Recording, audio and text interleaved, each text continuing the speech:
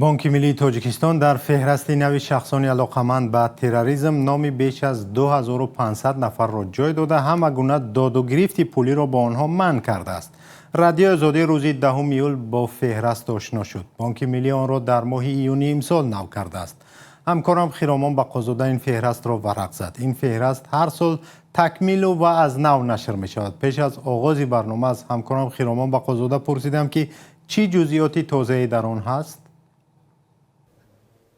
سلام مؤمن بینندگان عزیز، پیشتر مقامات تاجیکستان را تنقید کرده بودند که بیشتر در این فهرست فعالان سیاسی و مخالفان حکومت را جای داده با این راه می‌خواهند فعالیت‌های سیاسی آنها را در خارج محدود کنند. در این فهرست به فرق از سال‌های پیش اسم اکثر فعالان سیاسی جای ندارد، هرچند اسم محی‌الدین کبیری رئیس حزب در تاجیکستان ممنوع نهضت اسلامی و پسرش روح الله طلازاده در فهرست ماندند.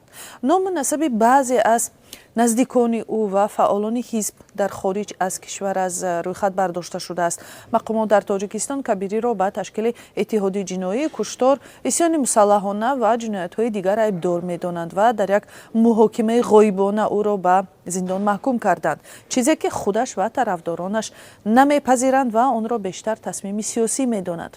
بانک ملی تاجیکستان در اعلامیه از 12 ایون گفته است همچون مقام وکالتدار برای مقاومت به قانونی گردانی درآمدهای با راه جنایت به دست آمده، مبلغ‌گذاری تروریسم و مبلغ‌گذاری پهن‌کنی سلاح قتل عام وظیفه دار است که رویخط ملی شخصان علاقمند با تروریسم را در وبسایت خود جای کند. این نهاد گفته است رویخط از جانب کمیته دولتی امنیت ملی تاجیکستان ترتیب و پیشنهاد کرده شده است. از همکارم خیرامان بقازاده پرسیدم که در این فهرست درباره تاجیکان گمانبر در عضویت سازمان ممنوع داعش یا سازمان خودخوانده دولت اسلامی چیزی تغییر یافته است؟ در فهرست نو بانک ملی شخصانی که با گمان همکاری با گروه تروریستی دولت اسلامی یا داعش گمانزد هستند به تغییر باقی مانده است. از جمله در این فهرست نام گلمراد حلیمов سرهنگ پیشین وزارت کارهای داخلی را دیدن ممکن است که با داعش پیوسته بود. از سال 2017 به این سو درباره زخمی شدن و هلاکت گلمراد حلیمov در عراق و سوریه چند دفعه گزارش نشر شد.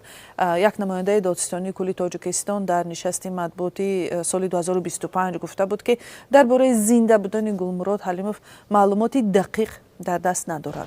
به فرق از رویخط‌های پیشین در فهرست نو بانک ملی نام اکثر فعالان مخالفان و روزنامه‌نگاران منتقد حکومت در خارج از جمله محمد اقبال صدرالدین رئیس حرکت اصلاحات خواهان تاجیکستان، شراف‌الدین گدایف رهبر جنبش اصلاحات و رشد و اکثر فعالان گروه 24 دیدن نمی شود.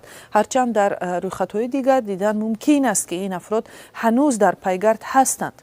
سازمان‌های حامی حقوق در گذشته مقامات تاجیکستان را تنقید کرده بودند که مخالفان سیاسیش را در خارج از هر راه از جمله به واسطه اینترپل یا پلیس بین‌المللی جستجو دستگیر و این سازمان را با هدف‌های سیاسی استفاده می‌کند. پس از تنقیدهای اینترپل هم اسم اکثر چهره‌های مخالفان را از صحیفه‌اش پاک کرده بود.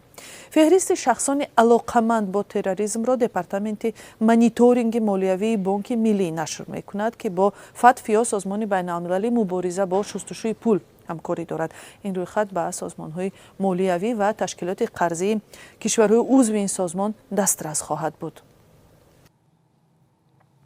تشکر از همکارم خیرامان بقازاده که درباره فهرست نو شخصان علاقمند به تروریسم معلومات داد. یادآور می‌شویم که این رویخط را بانک ملی تاجیکستان